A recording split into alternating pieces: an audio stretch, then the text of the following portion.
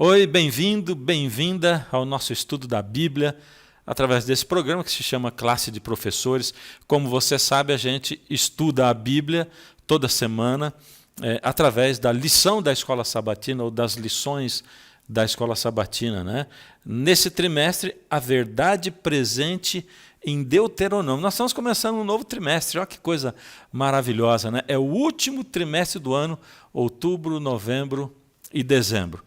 E a gente vai ter, a partir da semana que vem, uma novidade. Nós vamos experimentar. Depois, ao longo, você pode dizer para a gente se está gostando ou não. Mas a gente percebe que o nosso programa ele é muito curtinho. Ou seja, a gente põe o programa na sexta-noite e no sábado de manhã, pronto, já não serve mais, ou caducou, né? Porque a lição já começa outra. Então, nós vamos, a partir de agora, ter um novo horário para a nossa lição, que vai ser sábado, 14h, tá bom? Então, você que gosta de assistir ao vivo assim com a gente, participar, fazer a lição, entra sábado, 14h, vai entrar já no sábado, que é o primeiro, o sábado e domingo, né, no início da lição, e aí a semana inteira você vai ter a lição. Se você quiser assistir um dia por vez, você pode assistir, a gente vai deixar preparado assim para você. Se você quiser assistir toda e depois estudar a lição, você que sabe, vai estar à sua disposição a lição na hora em que você desejar, a semana inteira, tá bom?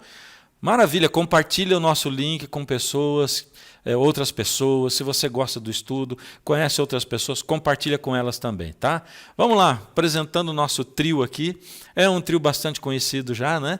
A gente tem lá em cima o Luciano, que é pastor auxiliar lá da Nova Semente, o Lucas Iglesias, que é um rapaz muito bom, muito inteligente, muito bonito, nosso filho, né?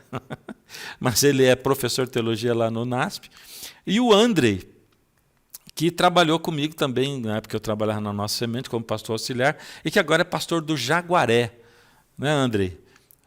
Vocês três, bem-vindos, viu? Obrigado aí por aceitarem participar com a gente. A gente começa estudando Deuteronômio, o Antigo Testamento. É bem a área de vocês três, né? E é muito legal a gente começar a estudar esse assunto com vocês. A gente colocou assim na ordem lá, olha, e aí a abordagem, a primeira, sábado e domingo, vai com o Luciano, e a gente vai ouvir. Luciano, introduz para a gente aí a nossa lição, Prefácio de Deuteronômio. Claro, muito bom estar mais uma vez aqui, pastor Fernando, Lucas, André, muito bom a gente poder dedicar esses tempinhos aí para conversar sobre a palavra de Deus. O livro de Deuteronômio é um livro fantástico, né? É claro que durante esse trimestre a gente vai analisar esse livro a partir de um tema, né? Que é a verdade presente, algo tão importante para nossa identidade como igreja adventista. Mas o livro de Deuteronômio, ele faz parte dessa grande história que a Bíblia narra, né? Começa em Gênesis e agora a gente tem então o livro de Deuteronômio encerrando o que a gente chama de Pentateuco, né? Os 5 primeiros livros escritos por Moisés. Mas agora Moisés ele se direciona no livro de Deuteronômio, né? Na verdade a gente tem discursos de Moisés para essa nova geração.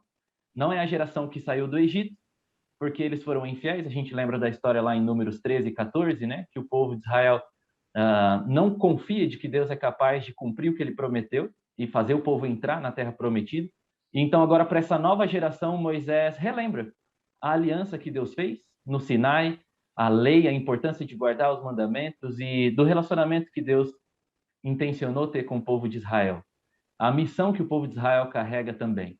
Então, nesses discursos que a gente vai encontrar aqui no livro de Deuteronômio, a gente vai ter várias vezes essa menção às coisas que já aconteceram na história. E eu estou introduzindo isso porque, como um todo, a gente acredita que a Bíblia narra uma grande história, né? Alguns chamam de grande conflito, história das alianças. De qualquer maneira, é uma história mais ampla que o livro de Deuteronômio. Mas entender partes dessa história também é importante. Mas ali na parte de domingo da lição, o autor ele traz a nossa Luciano, memória. deixa eu interromper você só um pouquinho antes de você falar de Fique à domingo, né? vontade. Porque a gente está estudando aqui, né, a verdade presente em Deuteronômio, e você citou aí a verdade presente, né? E muita gente ouve esse tema, mas não sabe direito o que é, né? A gente sabe que Deus tem uma única verdade, né? Mas ele foi revelando essa verdade aos poucos, conforme o tempo foi passando, né? É como quando você educa um filho, né? Você vai falando com ele de assuntos que são referentes, concernentes à idade que ele tem, né? Até ele alcançar um conhecimento do que é a vida e como ele está inserido nela e tudo mais. Assim Deus fez também, tá? Por isso, cada tempo teve a sua verdade presente, que era uma parte do todo e que também dizia respeito ao todo, né? Ellen White cita que a verdade presente para o nosso tempo são as 3 mensagens angélicas, né? Ou seja, quando é dito ali que o evangelho eterno vai ser pregado, o que elas abrangem, que é um escopo bem amplo, né? Isso é a verdade presente. Então, a gente está estudando Deuteronômio, a verdade presente é à luz de Deuteronômio. É isso aí. Perfeito, perfeito, pastor. Obrigado por esse parênteses. Quando a gente analisa essa grande história, né, esse evangelho eterno, a gente lembra, e o texto de domingo traz à nossa memória aqui o Isaías 14 e Ezequiel 28, né? Acho que esse conflito primeiro se desenrola no céu, e ele então atinge a terra e a história entre Deus e a humanidade, né? Mas é enfatizado aqui que nesse relacionamento de Deus com as suas criaturas, Deus ele escolheu arriscar, porque Deus é amor. E ao criar seres, ele dá a possibilidade para que esses seres o amem de volta. E isso pressupõe liberdade, isso pressupõe um risco muito grande de você ter como resposta uma negação do amor que você oferece. E Deus ele abre essa possibilidade desde o céu. E a gente vê ali então Isaías 14, Ezequiel 28, Lúcifer, apesar da sua perfeição, apesar do seu status, de ser alguém com propensão para o bem, de maneira misteriosa começa a brigar no seu coração o orgulho, e então ele resolve negar o amor oferecido pelo Criador e segue numa direção contrária a isso. E a gente sabe que isso chega para a história da humanidade ali em Gênesis, mas o que é enfatizado ali no domingo é esse risco que Deus corre ao escolher criar um mundo cujo princípio ou a essência de tudo é o amor, né? O amor ele é a grande força do universo, mas ele tem um ponto fraco, que ele pode ser rejeitado, né? Nem todo amor dado é um amor correspondido. Mas se Deus é amor, não tem outra forma dele se relacionar, não tem outra forma dele criar, não tem outra forma dele... não tem um princípio diferente sobre o qual ele poderia reger o universo, né? Então, acho que são pontos aí para a gente pensar aí sobre a lição de domingo. Legal, maravilha. Alguém tem algum comentário em cima de sábado e domingo aqui? Essa introdução que o Luciano fez? Então podemos passar. Então vamos lá. Eu comentaria fazendo uma já faz ponte, o seguinte, né, comenta isso, já faz a ponte, porque o que o beleza. Luciano falou no final é a ponte para o que é dito na segunda-feira, né, na minha visão. Só retrocedendo um pouquinho para falar para ir para essa ponte, né? O livro de Deuteronômio, né, ele tem esse nome. Eu sei que a gente vai ver isso mais para frente, mas o livro não se chama Deuteronômio, né? Ele se chama tradicionalmente no texto bíblico, no original, né, como Devarim, ou chamado de Ele HaDevarim, né? Estas são as palavras, ou estas palavras, né? E é muito curioso como a palavra davar em hebraico, né, e o seu plural devarim, mas davar em hebraico, ela se entrelaça com a outra palavra, que é a palavra Torá, né? Que muitas vezes é sinônimo dos 5 primeiros livros da Bíblia, às vezes é sinônimo de toda a Bíblia hebraica, etc. E isso é muito interessante, porque o livro de Deuteronômio é chamado, em Deuteronômio 17, e daí que vem o nome Deuteronômio, né, de Mishneh Torá, né, repetição da Torá, ou repetição da lei. E, de novo, né, essa relação de lei e palavra é muito interessante no livro, né, porque o livro são discursos, como o Luciano falou, são palavras de Moisés, né, e, ao mesmo tempo, ele rememora várias leis. E a lição de segunda-feira vem enfatizando da forma como o Luciano colocou, e essa era a ponte, né? As leis que regem as dinâmicas do universo são as mesmas, né? Seja no céu, seja onde for, ou na terra também, né? A gente vê isso na história do Éden, a gente vê isso depois deles saírem do Éden, a gente vê em relação ao dilúvio, e assim por diante. Na história da humanidade. Então, as leis são as mesmas, e dentro dessa dinâmica, com as mesmas leis, a gente vê, como o Luciano bem colocou, um padrão, que é o quê? Um padrão de liberdade, né? Quando Deus cria o ser humano livre, ele assume o risco, né? Como já foi dito, e isso envolve vulnerabilidade da parte de Deus, né? Deus se faz vulnerável ao criar o ser humano, porque as leis são as mesmas e, obviamente, consequentemente, né? O ser humano pode escolher negá-lo, recusar, obedecer qualquer uma dessas leis. E por mais que o livro de Deuteronômio, né, não tenha um foco restrito numa lista de leis, ele tem muitas leis, né? Muitas leis. Obviamente, né, essas leis têm dinâmicas diferentes e várias delas têm um contexto específico, né? Quando vocês entrarem na Terra, etc. Mas todas elas vão refletir a essência da criação divina, que é a liberdade e também o amor de Deus. E é muito curioso, para encerrar a minha fala, né, como no livro de Deuteronômio, amor, né, essa ideia de Deus amar, é enfático demais. No Pentateuco, é o livro onde mais vai falar que Deus ama, né?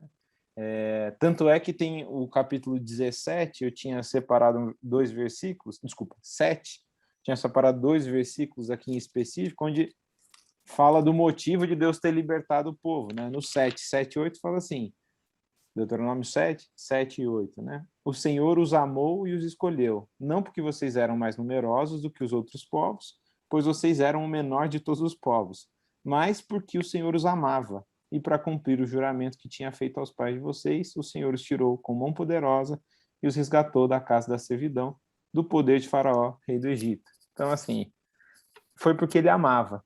Ele amava. E, curiosamente, né, essa ideia do amor, no livro, também vai estar totalmente associada com a imagem, né, de aliança e, consequentemente, com a metáfora do casamento, né? Mas, de novo, a essência é a mesma lei, né, não muda, e é isso que a lição vem tentando enfatizar, e tudo que envolve essa lei está conectado à liberdade dada ao ser humano, né? Não interessa o momento da história. Diante disso aí, o título da lição de domingo, né, eu fiquei pensando, até anotei aqui, né, que é amar para ser amado. Eu creio que eu mudaria isso aqui, né, quer dizer, ser amado para amar, porque Deus amou primeiro, né? Não tem como eu amar para ser amado, né? Deus me amou primeiro e por causa disso eu sou convidado a amar também, né? Para Israel aqui, isso daqui é muito forte, né? Porque assim, vocês foram escolhidos por quê? A gente amou, então por isso ele escolheu nos amar, né? Porque a retribuição, né, que ele nos dá por nós termos amado. Mas não tem nada deles, né? Ele amou, vocês inclusive eram os menores, né? Mas ele amou e por isso escolheu. Pronto. Não foi por nossa causa, não é? Pois não, pode falar, André. Não, e esse gancho já também, aproveitando para introduzir a terça-feira, esse gancho de que Moisés deixa claro também, quando ele rememora a história do povo, quando ele retoma, e quando a gente traz à memória Abraão, quem foi Abraão e o que ele fez para ser escolhido, né? Ou seja, quando Deus elege Abraão para fazer as promessas a ele, é um ato totalmente voluntário de Deus, sem que houvesse em Abraão qualquer critério atendido, qualquer mérito conquistado. Não há nada que Abraão tenha feito para ser escolhido. Então, de fato, esse amor, ele parte de Deus sem que haja da parte do outro qualquer necessidade de despertar esse amor. Então, o amor de Deus não é despertado pelo homem. Deus ama porque é amor. E aí a gente chega na bela eleição, a bela história da eleição de Abraão, que é o ponto de partida disso tudo, né? A gente passou pela queda, falou do dilúvio um pouco, ou dessas promessas que Deus faz, mas eu acho que a promessa feita, e me perdoem por dizer isso, mas a promessa feita a Abraão tem um asterisco, né? Parece que é um ponto alto de toda a concepção da aliança, quando ele chama Abraão. Ele elege esse povo, ele elege Abraão para formar um povo. E aí eu não posso deixar de ler esses 3 versinhos da Bíblia, no capítulo 12, verso 1 a 3, que diz assim, são muito emblemáticos, né? Ora, disse o Senhor a Abraão, Abrão, sai da tua terra, da tua parentela e da casa do teu pai, e vai para a terra que eu te mostrarei. De ti farei uma grande nação e te abençoarei e te engrandecerei o nome. Sê tu uma bênção. Abençoarei os que te abençoarem e amaldiçoarei os que te amaldiçoarem. E em ti serão benditas todas as famílias da terra. Deus tira ele da sua raiz, ele desterra Abraão. Abraão vai virar um nômade, não estéril de terra. O texto Deus faz uma promessa de que ele seria pai de uma grande nação, mas depois revela que a sua esposa, e quem sabe, talvez também a avançada idade dele, fosse um impeditivo, ou seja, também eram estéreis de procriar. E aí fica a beleza da história, porque não só Deus escolhe, como ele efetua. Não só a eleição foi um ato deliberativo de Deus, exclusivamente, como tudo aquilo que ele vai fazer com o escolhido e com o eleito, e depois com toda a nação de Israel, também é um ato dele, parte dele, e é feito por ele. Nada conosco. Já que ele queria fazer de Abrão uma grande nação, ele podia escolher um homem mais novo, no auge talvez da sua fertilidade, não é? Para que houvesse alguma contribuição humana. Escolher um homem que fosse casado com uma mulher que não fosse estéril, quem sabe até conhecida pela sua capacidade de procriar ou de gerar filhos. Dar à luz, né? De gerar filhos. Mas ele escolhe justamente aquele que não tem nada para oferecer. Por quê? Porque na promessa feita por Deus, na eleição de Deus, do povo, não há contribuição humana. Não há contribuição humana. Então, ele escolhe Abraão e ele pede que Abraão seja uma bênção. E aí, só para encerrar essa narrativa, primeiro tem o elemento do chamado, que faz com que Abraão abandone uma vida, aparentemente, pelo que o texto nos diz, uma vida bem-sucedida. Abraão tinha negócios e tinha muitos servos, então ele tinha muitos funcionários, provavelmente ele fosse de fato um homem de negócios bem-sucedido da época. Ele larga tudo para obedecer a vontade de Deus, arrasta a sua família para ser uma bênção. E aqui fica uma coisa que mexe com a gente, que tem uma atividade religiosa, né? Porque em algum momento, não só nós que temos uma atividade religiosa, mas também os nossos irmãos que trabalham na causa de Deus na igreja, né? Que são eleitos, nomeados pela igreja para exercer funções, para liderar um ministério, escola sabatina, os professores que estão acompanhando a gente aqui, como classe de professores, eles têm um chamado, são vocacionados naquele momento, a igreja os elege, e às vezes envolvem mudanças, né? Quando o homem da mudança bate na tua porta, você tem que estar pronto para mudar, porque não tem lugar melhor para estar do que onde Deus quer que você esteja. Lá em Hebreus, quando vai falar na lista dos heróis da fé, deixa claro que Abraão largou as suas propriedades e saiu como um nômade habitando em barracas com seus filhos, porque ele almejava uma cidade em que o próprio Deus é o arquiteto. Esse era o sonho de Deus. Esse era o sonho de Abraão. E aqui fica a última fala, promessas. A nossa fé e a nossa esperança não se baseiam em sinais. A nossa fé e a nossa esperança se baseiam em promessas. Mais importante do que os sinais estão as promessas. Ele vai cumprir aquilo que ele prometeu. Ele entrou em aliança conosco e, a despeito da nossa infidelidade, ele será fiel. É isso que a história de Abraão nos revela. E quando chega no Deuteronômio e Moisés vai fazer a releitura da lei, a releitura para a nova geração de caminhantes, ele faz questão de rememorar esse chamado de Abraão, que é simbólico para toda a história de Israel e para a nossa história também. André, deixa eu fazer uma pergunta. Como você citou esse negócio dos sinais, né?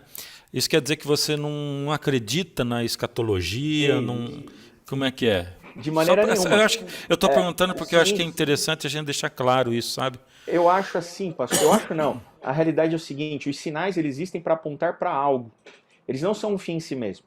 Há um ditado chinês, e a gente atribui aos chineses todos os ditados que a gente não tem autoria, né? Mas há um ditado chinês que diz assim, que o sábio aponta para a lua e o tolo olha para a ponta do dedo. Percebe? Os sinais existem para apontar que a promessa vai ser cumprida, ou que ela está sendo cumprida, ou está em vias de se cumprir. Os sinais só servem para sinalizar a promessa. Então, mais importante do que os sinais são as promessas, mas o tolo o tolo tem fetiche pelas conspirações, o tolo tem fetiche pelas interpretações escatológicas, minuciosas. Ele fica muito preso a isso quando e isso pode fazê-lo não enxergar para o que os sinais apontam. Os sinais existem para apontar para algo maior, e esse algo maior são as promessas, sem especulações. A gente vive tempos de muitas especulações, sabe, pastor? Quando a gente fala de escatologia, sinais, existem muitos pregadores especulativos, e quando eu digo pregadores não são pastores oficialmente, mas existe muito conteúdo especulativo. Por isso eu fiz questão de grifar e sublinhar que a nossa fé e a nossa esperança não se baseiam nos sinais, tampouco nas especulações conspiratórias. Elas se baseiam nas promessas. E ele vai cumprir a sua promessa. Quando você fala assim de detalhes, você acabou de me chamar de tolo também, porque eu me interesso bastante por essa questão da escatologia, né? De estudar as coisas, mas eu entendi exatamente o que você falou, né? Então me chamei de tolo também, pastor. Porque também gosto. Quando a gente fica muito preso somente... A questão é a seguinte, à medida em que... Primeiro, a profecia ela é dada para a gente, é um assunto até que tá, mas não está aqui, mas ela é dada não para a gente saber o futuro, né, mas para quando as coisas acontecem, a gente saber em que tempo a gente está. Por isso é interessante a gente ir acompanhando isso, mas não basear a nossa fé nisso, né? Até porque é interessante, né, que Deus, por exemplo, Deus fez uma promessa para Abraão, e Deus disse, sai da tua terra e tal, vai para um lugar que eu vou te mostrar, e acabou que nem ele recebeu, e aí nem o filho e tal, e depois o povo foi para o Egito, e depois que saiu do Egito, e talvez Abraão ficasse pensando, mas por que eu saí tão cedo? Por que Deus me... Com Jeremias, Deus manda pregar um juízo iminente que levou 40 anos para acontecer, né? Eu estou falando porque acontece com a gente, né? De repente a gente colocar uma iminência tão grande no tempo, dizendo o tempo chegou, e sendo que o dia e a hora ninguém sabe. Porém, eu vou deixar de estudar e de falar de maneira nenhuma. Por isso que eu tenho uma série toda chamada O Clamor da Meia-Noite, e estou preparando mais assuntos sobre isso. Eu acho que é muito importante. Mas não podemos basear a nossa fé, né, nessa coisa. Nossa fé ela tem que estar baseada nessa promessa de Deus e nós continuarmos aí estudando e tal, e temos esse equilíbrio, estudando, olhando, né, para o que está acontecendo ao nosso redor. Mas eu queria ressaltar um negocinho aqui, que é lá no finalzinho da lição de terça-feira, diz assim, como nós, adventistas do sétimo dia, nos vemos em relação ao restante do mundo, que paralelos há entre nós e o antigo Israel.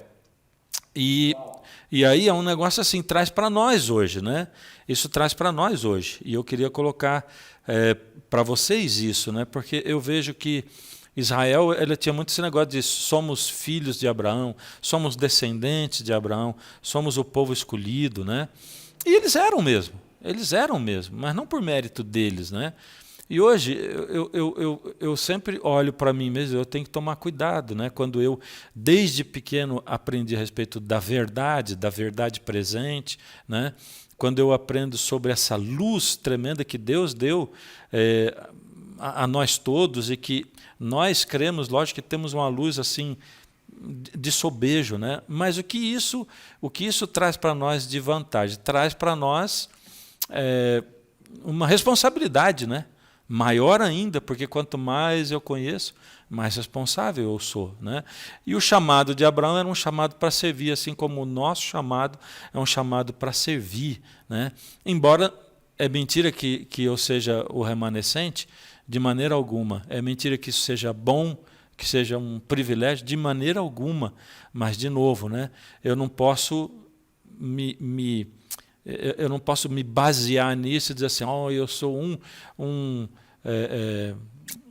eu fui muito beneficiado por Deus. Deus não está me chamando para eu me beneficiar, mas para eu beneficiar os outros. E beneficiando os outros, acabo me beneficiando também, né? Beleza, alguém quer comentar alguma coisa aqui? Vamos para a quarta? Só reafirmar isso daí, né, que Deus escolhe, como o André muito bem falou, né? Deus escolhe Abraão não por causa dele, né? Eu gosto de falar, né? É você, Abraão, e não é o outro, porque é você por causa do outro, né? Sim. Então, que vantagem, né, há nele, né? Que diferença há nele? Nenhuma. Nenhuma. O problema é que quando há esse discurso de eleição, né, exclusivista, muitas vezes, né, que se torna, a ênfase está no fato de eu ser eleito, eu ser especial e etc. Eu deter o conhecimento. E é uma coisa que acontece na história de Israel recorrentemente, acontece com a gente, né? Independente da denominação, independente do que a gente acredite, né? Todos acreditam que são os eleitos e os escolhidos, né? Então, eu acho que é bom a gente lembrar que na Bíblia, né, Deus escolhe não o mais habilitado, né? Ele escolhe aquele porque ele amou, como diz lá em relação ao povo de Israel, né? Ele amou esse povo e vai ser esse povo. Quando a gente coloca esses dois textos em paralelo, né, Lucas, o chamado de Abraão e Deuteronômio 7, do porquê Deus chama Israel, é até interessante, né? Porque quando ele escolhe Abraão, ele não apresenta motivo. E quando ele escolhe Israel, ele fala, olha, eu tinha motivos para não chamar, porque vocês são o menor de, vocês são o menor de todos os povos, né? Poxa, um povo que era escravo e agora ia iniciar praticamente do zero um processo de se tornar um reino de Deus, né? Um reino de sacerdotes, perdão, né? E é muito interessante isso, porque o chamado do povo de Israel está completamente centrado na missão que eles têm, né? Assim como continua esse movimento, né? Daqueles que entram em aliança com Deus por causa do outro, Que não tem como a gente separar da promessa, né? Não tem como, não tem como. Eu amo vocês e eu escolho vocês. Por quê? Mas porque eu também prometi a Abraão, porque eu amei e escolhi porque eu amava, né? E o ciclo vai e não acaba, né? E aqui eu não posso deixar de amarrar o que eu acabei dizendo e ficou talvez solto, que é a ideia de que, eu acho que a melhor maneira de dizer é que em muitos momentos você vê o povo de Israel tendo que andar desprovido de sinais, andar baseado nas promessas. Então, você confia nas promessas a despeito dos sinais. Os sinais são relâmpagos, né, que iluminam aqui e ali, que nos chamam a atenção, que servem para nos alertar, para nos dar sentido para a solenidade do tempo que vivemos. Mas e na ausência desses sinais? Ou quando aqueles sinais que imaginávamos não se cumprem como nós estávamos interpretando, aí a decepção é muito grande, mas a gente permanece caminhando firmados na promessa. Por isso eu quis dizer que a nossa esperança se baseia nas promessas e não nos sinais. Mas os sinais de maneira nenhuma são menos importantes ou não devem ser estudados, porque também é um capricho meu, uma perfumaria minha que gosto muito de estudar sinais, então estamos no mesmo time. Até porque quando a gente vê os sinais, né, na história de Israel, nenhum acaba mudando o povo, né? Não muda a natureza do povo, não muda. Aconteceu tal coisa, passa um tempinho eles estão, poxa, será que Deus está com a gente? Será que Ele está nos acompanhando? A gente está passando fome, etc. A realidade é muito mais dura do que a confiança na promessa, né? A promessa, ela se esvai diante da realidade dura, né, que é a vida, né? Quando a gente olha para Jesus, por exemplo, né, a morte dele, e como os discípulos se relacionaram com isso, o tamanho do desapontamento que aconteceu quando Jesus morreu, porque exatamente os sinais não se cumpriram como eles achavam que seriam, né? Depois, quando a gente olha na própria história da Igreja Adventista, né, lá no início, quando houve também um desapontamento, porque as coisas não se cumpriram exatamente como eles achavam que ia acontecer, Deus está deixando para a gente também um alerta. Olha, toma bastante cuidado. Não vamos nos adiantar as coisas, né? Vamos olhar com capricho o tempo. E eu estou falando isso, gente, sabe, hoje em dia a internet coloca muito um contra o outro, né? As pessoas colocam umas contra as outras, né? Às vezes você fala um negócio aqui, o camarada copia daqui e manda para o outro, e o outro, aí, olha aí, um grupo gosta, o outro grupo não gosta, e você já vai sendo encaixado nesse grupo e não no outro, né? Na verdade, a única coisa que a gente tem que fazer é olhar para a palavra, olhar para Deus, estarmos firmes nas promessas, porque o que valeu na época do desapontamento, tanto dos discípulos como dos nossos pais, da nossa igreja, foi confiar na promessa. Espera aí, tem uma promessa que foi feita, ela vai se cumprir. O que está errado não é a promessa, mas é a maneira como eu estava interpretando, e a promessa foi o que guiou? A confiança na promessa, né? Esse relacionamento com Deus, né? Isso que move o coração da gente. Mas vamos lá para a quarta e quinta-feira, né? Aliança no Sinai. Boa. No capítulo 19, né, que é o texto base aí da quarta-feira, a gente tem um momento em que Deus oferece uma aliança, né, para o povo de Israel no Sinai. Deus, na primeira parte do livro de Êxodo, né, a gente tem demonstração incrível do Deus Criador, que agora convida o povo de Israel, na verdade, primeiro liberta eles da opressão do Egito, e agora oferece para eles uma aliança, né?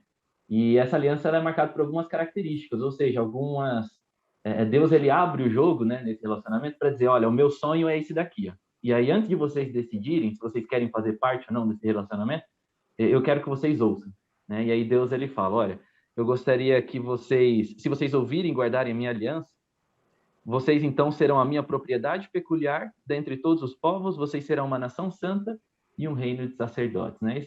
Esse é o propósito de Deus quando ele faz a aliança. Ele não está visando só o povo de Israel, né?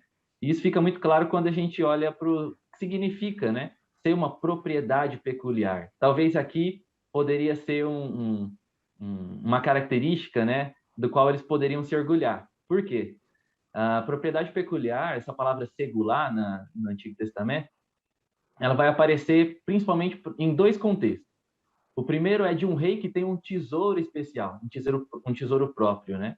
Então, dentre todas as suas preciosidades, dentro daquilo que ele mais admira, daquilo que ele tem maior estima, ele separa, então, aquelas pedras que são segular, né? E se a gente olhar só por esse ponto de vista, a gente pode pensar, poxa, excelente, né? O povo de Israel é uma pedra preciosa nas mãos do Senhor, é a menina dos olhos do Senhor, etc, etc. Mas nessa mesma frase, Deus diz, olha, vocês serão minha propriedade segular, minha propriedade peculiar, porque toda a terra é minha. Então a gente já não tem espaço para exclusividade, né? Deus ele não abre mão do relacionamento com toda a terra.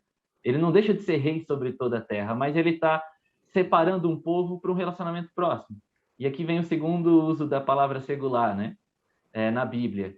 Várias vezes vai ser utilizado para Deus dizer, olha, eu chamei vocês, Israel, para andarem comigo numa proximidade maior.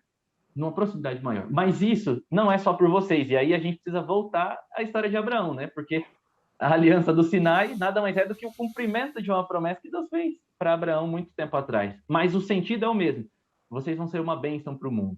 E essa palavra segular, também dentro do contexto de aliança no Antigo Oriente Próximo, ele tinha ele é utilizado como um termo técnico que a gente poderia utilizar hoje, como se fosse uma espécie de embaixador. Ele seria um representante. Então, não era para eles ficarem pensando apenas, né, no valor que eles tinham diante de Deus, mas no que isso significava, né? Vocês agora vão me representar. Eu amei vocês, mas agora eu quero que vocês amem uns aos outros. Eu quero que vocês agora... vocês eram estrangeiros e eu alimentei vocês, eu vesti vocês e agora vocês vão fazer a mesma coisa com os demais. Então, Deus, ele chama o povo e atribui a eles um status especial, um relacionamento especial, mas com um propósito de missão. Não é à toa que o terceiro mandamento dentro do Decálogo é não tomar o nome de Deus em vão, né? Ou não carregar o nome de Deus de forma vã. Porque a partir de agora, a partir dessa aliança, Israel carrega o nome de Deus. Israel é um embaixador de Deus, é um representante. E eles não podem fazer isso de forma vã. E se envaidecer com isso, com certeza tornar isso vão, né? Porque você deixa de cumprir o propósito, você deixa de cumprir a missão que você carrega e o sentido de você ter sido separado, ter sido escolhido, né? Então, acho que esse é um aspecto muito importante também para a gente pensar. Vocês acham, olhando, por exemplo, para a parábola da figueira, né? Quando Jesus amaldiçoou aquela figueira, não a parábola, quando Jesus amaldiçoou a figueira, porque ela parecia ter fruto, mas ela não tinha, né? E aí, comparando com Laodiceia, né? Laodiceia, ela se acha, ela acha que está tudo bem, ela acha que ela está maravilhosa, quando na verdade ela é pobre, cega, miserável, nu e surda, né? Aparentar ser cristão, ou você acha que isso também incorre, vocês acham, né? Em quebrar o primeiro mandamento, que é tomar o nome de Deus em vão? Eu acredito, pastor Fernando, que eu acho que sim, seria uma forma equivocada, porque qual foi o objetivo de Jesus ter separado os discípulos e de ter se colocado na posição de mestre, né? Poxa, agora está aqui um caminho e eu quero que vocês sigam esse caminho. E Jesus, vários momentos, ele vai reafirmar isso para os discípulos, né? Eu quero que vocês amem uns aos outros. Ou seja, o sentido de ser discípulo não é só ser amado, é estender o amor que encontrou cada um deles. O objetivo é vocês serem sal da terra, luz do mundo, luz para o mundo, né? Então, de novo, não é só algo que se resume na gente. Não deveria ser. Porque senão a gente está, na minha opinião, dando uma perspectiva de Deus que é equivocada. Deus não é exclusivista. O objetivo de Deus é salvar o mundo. Não é à toa que ele amou o mundo e deu o seu filho para que o mundo fosse salvo. E quando a gente coloca em nós mesmos, né, o sentido de ser religioso e se resume apenas em nós mesmos, eu acho que, de certa forma, a gente passa uma impressão errada para as pessoas de que Deus ele só está preocupado com os cristãos, mas eu não acredito que seja assim. Eu queria ressaltar o fato de que na aliança, né, Deus coloca ali os 10 mandamentos. E os 10 mandamentos são amor, né? Amor a Deus e amor ao próximo. Ou seja, do mesmo jeito que lá no início, ele, é muito enfatizado aqui na lição a questão do amor de Deus, né? A graça dele criando todo mundo e produzindo essa liberdade. Deus, de novo, ele faz a aliança dele baseada, alicerçada em cima do amor, quando ele coloca a lei dele. Alguém ia falar alguma coisa? Eu só queria comentar que eu acho que essa representação, né, de Deus que a gente pode fazer, né, performar aí, ela envolve também conhecer a hierarquia do que é mais importante para Deus, né? E existe sim uma hierarquia, né? Quando a gente vai discutir ética bíblica, existe sim, né? E é só ler, a gente ler, por exemplo, Isaías 1, né? Isaías 1, o povo faz tudo bonitinho, né? Eles parecem bastante, né? Religiosos, corretos e tal. Só que Deus olha para isso e fala assim, isso daí não vale nada para mim. Não vale nada, nada, né? Não tem valor nenhum. Porque vocês, na hierarquia das coisas, não se preocupam com o mais importante, que é o outro, né? Que é o outro. Então, sem se preocupar com o outro, vocês tornam essas coisas que são, sim, importantes, nada, né? Vocês as tornam zero, nulas, né? Então, eu acho também, né, que é uma má representação, né? É representar negativamente, né? Erroneamente quem é Deus, né? Eu acho que a gente também nessa má representação mostra que na verdade a gente não conhece a Deus, né? Não conhece a Deus. E só, Lucas, você mencionou esse exemplo, né? Eu acredito que uma das imagens negativas que a gente passa, que os adoradores lá de Isaías capítulo 1, né, passam para os demais, é de que, por exemplo, Deus não se importa com a justiça, né? De que Deus faz vista grossa para a maldade, para a injustiça, para a opressão, e não, Deus ele é muito preocupado com isso, né? Então, uma má performance ou esse desconhecimento da hierarquia daquilo que é mais importante pode sim fazer com que a nossa missão perca o sentido. E a gente precisa cuidar muito disso. Olha só, né? A gente está falando com você que gosta de estudar a Bíblia, você que é professor da escola sabatina, né? E o cenário de hoje, eles parecem muito com o cenário da época de Jesus, né? Tinha ali fariseus, saduceus, outros grupos também, mas fariseus, saduceus, fariseus mais apegados à questão da lei, né? Os saduceus, né? Que não acreditavam nas questões, eles não acreditavam nas profecias, né? E hoje a gente vê, assim, dá a impressão que mesmo não só a política, mas a teologia, a igreja começa a dividir, polarizar, né? Um grupo que fala bastante de profecia, mas odeia a questão da justiça social. Um outro grupo que enfatiza a justiça social, mas não dá importância à profecia. E eu não estou falando de ninguém, não estou acusando ninguém, nem dando recado para ninguém, porque eu acho muito triste, né, as pessoas ficarem se acusando pela internet ou por programas, né? Deus ele dá a palavra e o Espírito ele desce sobre nós e para nos dar união, e quando nós estamos unidos também. Mas eu tenho que chamar a atenção para que a gente dê atenção para os dois lados, todos nós, né? Eu não sei dizer quem é que dá importância só à profecia e não dá a justiça social, e nem quem é que dá só a justiça social e não dá a profecia ou a teologia ou as promessas, né? Eu só sei dizer de mim. E tudo que diz a Bíblia é que eu sei a respeito de mim e não a respeito do outro. Eu não posso julgar o outro, nem saber quem ele é. A Deus pertence o coração de cada um. Agora, é importante para mim olhar esse cenário e dizer, essas coisas são todas importantes, né? Porque Jesus coloca lá dentro do cenário da vinda dele aquela divisão, né?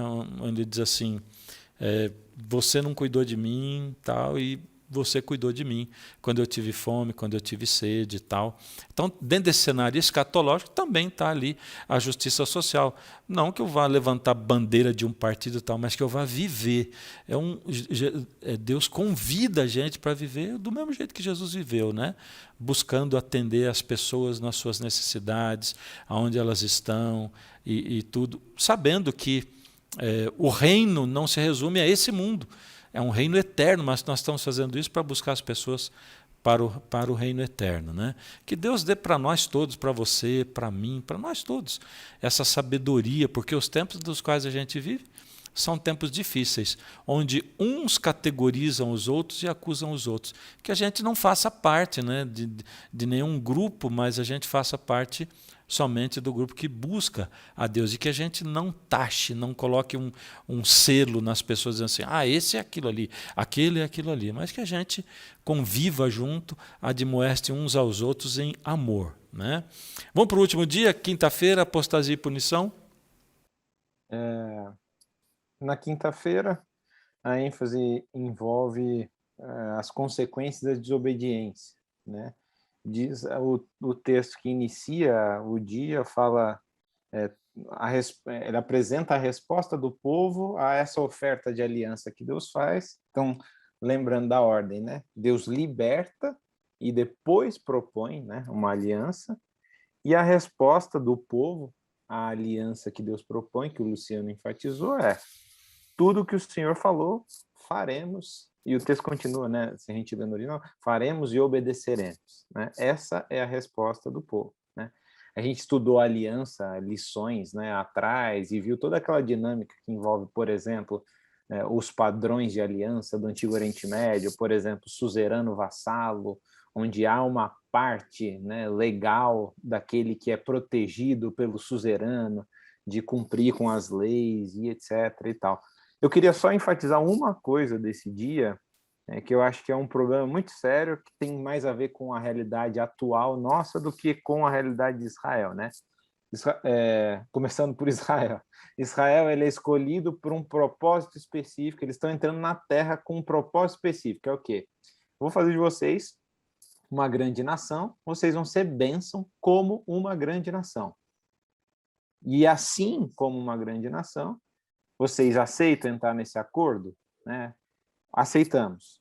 Então, é o seguinte, vocês têm que obedecer isso daqui para ter vida. Se vocês desobedecerem, não vai ser como planejado.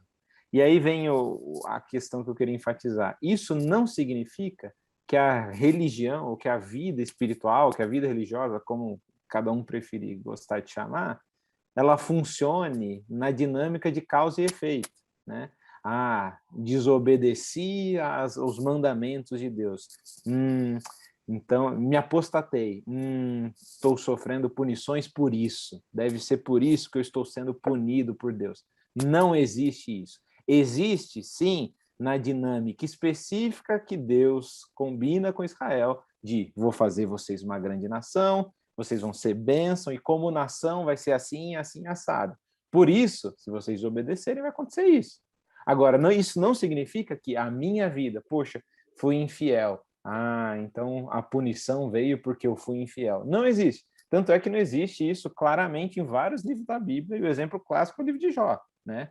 Jó, homem íntegro, puro, temente, é só desgraça na vida dele, né? Só desgraça. Então, a dinâmica de causa e efeito na relação com Deus, ela tem situações específicas com propósitos específicos, né? Essa não é uma realidade permanente para qualquer pessoa, para qualquer situação, para qualquer época, né? Então aqui é óbvio, né? Israel é infiel e vem as punições relacionadas ao combinado, à aliança, né? E tudo bem a gente falar, né, de uma maneira livre, homilética ou até poética, tal, né, de Deus fazer aliança conosco, né? Ah, Deus faz uma aliança conosco. Claro, mas a gente não está falando dessa aliança, né? Tanto é que, por exemplo, se você vai usar roupa, você não vai lá ver a roupa se ela é 100% algodão ou se ela mistura fios de tecidos diferentes, porque tinha uma lei em relação a Israel para que quando eles entrassem na terra, eles olhassem isso, né? Que tipo de material é a roupa de vocês? Ou vocês cortam o cabelo de que jeito? E a barba, vocês deixam de que jeito? Isso está relacionado a um contexto específico. E a dinâmica das maldições associadas à infidelidade também, né? Também. E acho que isso é importante da gente enfatizar. Correto. E como é que a gente poderia encerrar a lição dessa semana? Eu quero pedir aqui, quem sabe, como o Luciano falou, Lucas, começamos pelo André, aí as 2, 3 frases finais. O que essa lição deixa para você, falou fundo no seu coração? Começando pelo André, 2, 3 frases, vamos lá. Para mim, reforça a ideia de que Deus ele está no controle de todas as coisas, no controle da história, e que ele cumprirá as suas promessas. Eu acho que o livro de Deuteronômio vai nos revelar esse Deus de amor, fiel às suas promessas. Ele rememora episódios da história de Israel que antecederam aquele evento, ao momento em que o povo está no livro de Deuteronômio, para rememorar o Deus que foi fiel à sua aliança até então e continuará sendo, até que tudo se cumpra. Luciano? Bom, acho que uma última lição que eu tiro, já que a gente começou falando do amor de Deus e o Lucas está falando agora do relacionamento, né, que é muito maior do que uma dinâmica de causa e efeito, eu acho que o que fica para mim é que se Deus chamou a mim, chamou o povo de Israel, chamou Abraão, não fiados nos méritos dele, então que a gente, ao decidir amar as pessoas, que a gente também não fique procurando motivo, que a gente ame porque Deus nos amou e a gente simplesmente estenda isso para as outras pessoas. Amém. Lucas? O que eu sublinho dessa lição é que, independente do contexto da relação de Deus com o povo, ele se relaciona numa dinâmica de liberdade, né? E qualquer relação, principalmente religiosa, que não traga, né, ou não ofereça liberdade, mas sim prisão, né, é um tipo de relação que vai completamente contra as relações que Deus se propõe a fazer com o povo de Israel e com qualquer um, né? Que é uma relação de liberdade. Eu quero ressaltar, no começo da lição, o autor usou uma comparação que eu gostei muito, que foi a do cachorrinho eletrônico, né? Essa coisa não pegou muito, né? Porque é uma coisa sem graça você ligar um botãozinho e o cachorro lá sentar, abanar o rabo, né? Não tem personalidade aquilo, né? Foi exatamente assim que Deus concebeu não fazer o homem, né? Quando ele deu liberdade ao ser humano, né? E ele utilizou todo o seu amor para conquistar, né? E depois ele, na sua aliança, ele retorna com a sua lei, lembrando o homem, que é a expressão do amor de Deus, né? E ele dá o norte e deixa a gente livre para percorrer o nosso caminho. Que todos nós escolhamos servir ao Senhor, né? Nós, nossas casas, nossos lares, que todos nós escolhamos livremente, que a gente viva essa alegria que é servir ao Senhor e ter o amor de Deus no nosso coração, nos transformando, cada dia nos unindo através do seu Espírito. Muito bem, eu quero fazer uma oração, mas antes de fazer a oração, você que está assistindo com a gente, você que é professor aqui da Paulistana, e você que está aqui com a gente nas redes sociais da Paulistana, pode continuar um pouquinho, que o pastor César Reis vai entrar, vai dar umas informações aí bem úteis, bem legais, para você que está com a sua, dirigindo a sua classe, né, da Escola Sabatina. Mas quero convidar você para orar junto com a gente, e eu vou pedir para o Luciano orar conosco. Você ora, Luciano, por favor? Claro. Vamos orar. Querido Deus, nosso Pai, nosso Rei, bendito sejas tu, Senhor, porque pelo amor com que o Senhor tem nos amado. Obrigado por esse amor constrangedor que nos ama assim como somos, que não vê motivos, mas simplesmente nos ama porque o Senhor é amor. E obrigado por nos lembrar disso mais uma vez, Pai. Obrigado porque há espaço para nós, apesar de nossas imperfeições. E da mesma forma, a gente pede que a Tua graça nos transforme, que a Tua graça nos faça refletir a Tua luz, o Teu amor. E nós que nos sentimos chamados por Ti, que ouvimos o Teu Evangelho e decidimos aceitar, sermos discípulos, que o Senhor faça de nós, ó Pai, discípulos que estejam com o coração no lugar certo, estejam com o coração na missão e não envoltos em si mesmos, mas que a gente possa estar representando sempre o nosso Deus através das nossas atitudes, da nossa forma de vida, e não simplesmente daquilo que a gente fala, mas como a gente age, como a gente trata as pessoas. Obrigado Amém. por tudo, nos guarde, proteja cada um que está acompanhando essa transmissão, em nome de Jesus. Amém.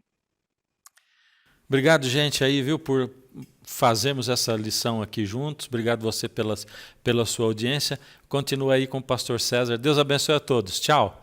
Tchau para vocês até a lição 6. Que bom que você participou de mais uma recapitulação do estudo da lição da Escola Sabatina. Estamos começando um trimestre. Esse trimestre vai falar sobre o livro de Deuteronômio, um livro extraordinário que compõe aí o Pentateuco.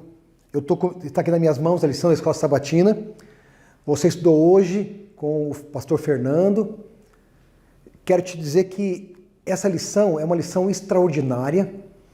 Você não pode ficar de fora do aprendizado, do estudo desse trimestre. Falamos hoje um pouquinho sobre o amor de Deus. A Bíblia diz para nós que Deus é amor. Ele não só expressa amor, ele nem tem só o sentimento de amor, mas a essência de Deus é o amor. Foi isso que aprendemos nessa semana, através da lição da Escola Sabatina.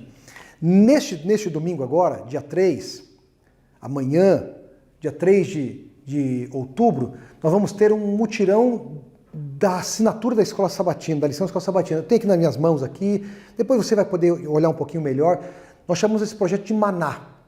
O Maná, você sabe bem que lá no antigo Israel, o maná caía todos os dias para que o povo de Deus pudesse pegar aquele alimento. Era um alimento diário.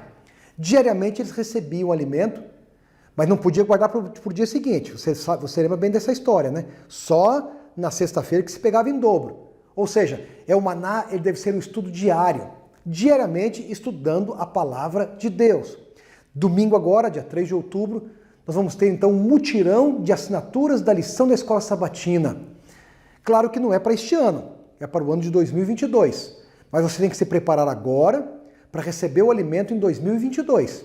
Então, amigo, irmão, professor da Escola Sabatina, você que é diretor da Escola Sabatina, da Associação Paulistana, então dia 3 de outubro é o momento que você vai fazer assinatura para você, para a sua família. E eu quero te dar mais uma sugestão. Se você tem um pouquinho mais de recurso, faz assinatura para um amigo seu, aquele que você está estudando a Bíblia com ele, dá de presente para um amigo, ou um irmão, uma irmã, ou uma criança que de repente não pode fazer assinatura, tem limitações financeiras. Você pode ser um instrumento de Deus para ajudar esta pessoa. Pensa nisso. Quem sabe você vai fazer alguém feliz, tá bom?